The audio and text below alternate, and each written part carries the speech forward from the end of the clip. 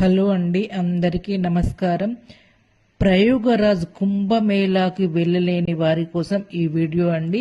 మీరు ప్రయోగరాజ్ కుంభమేళాకి వెళ్ళలేదని చింతిస్తున్నారా?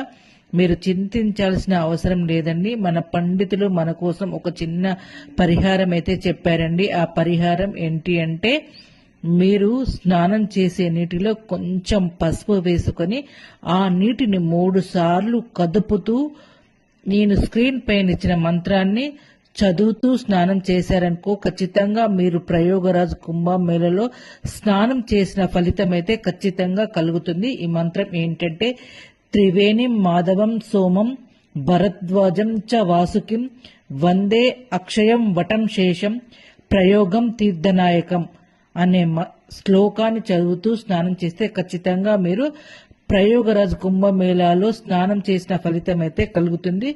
వెళ్ళలేని వారి కోసం ఈ వీడియోను తప్పకుండా షేర్ చేయండి. సర్వేజన సుఖినో భవంతు.